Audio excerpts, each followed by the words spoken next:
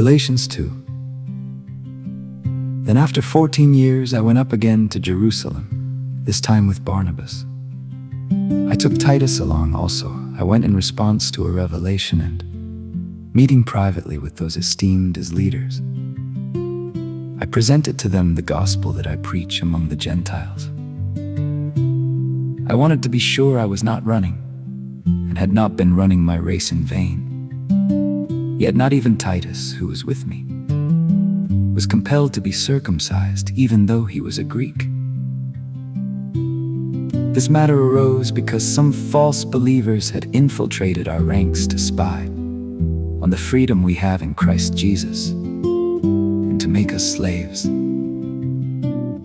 We did not give in to them for a moment, so that the truth of the gospel might be preserved for you. As for those who were held in high esteem, whatever they were makes no difference to me. God does not show favoritism. They added nothing to my message. On the contrary, they recognized that I had been entrusted with the task of preaching the gospel to the uncircumcised, just as Peter had been to the circumcised. For God, who was at work in Peter as an apostle to the circumcised, was also at work in me as an apostle to the Gentiles. James, Cephas, and John, those esteemed as pillars, gave me and Barnabas the right hand of fellowship when they recognized the grace given to me. They agreed that we should go to the Gentiles, and they to the circumcised. All they asked was that we should continue to remember the poor, the very thing I had been eager to do all along. When Cephas came to Antioch, I opposed him to his face, because he stood condemned. For before certain men came from James, he used to eat with the Gentiles.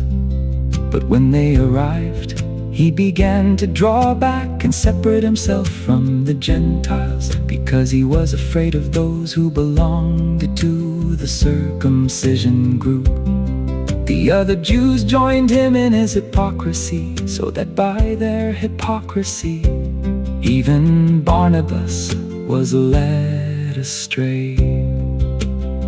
When I saw that they were not acting in line with the truth of the gospel, I said to Cephas in front of them all, "You are a Jew, yet you live like a Gentile, and not like a Jew.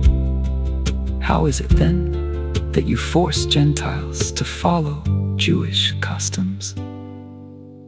We who are Jews by birth, and not sinful Gentiles, know that a person is not justified by the works of the law, but by faith in Jesus Christ.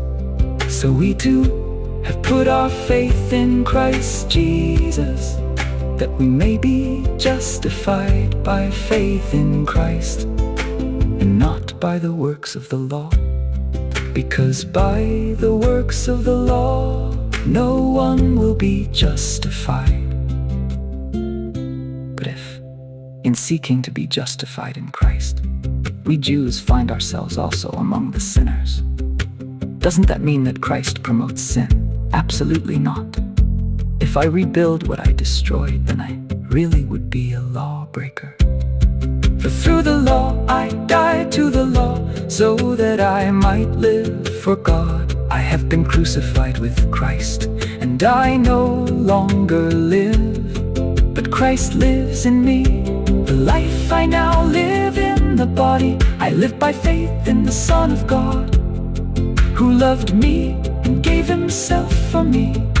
I do not set aside the grace of God, for if righteousness could be gained through the law, Christ died for nothing.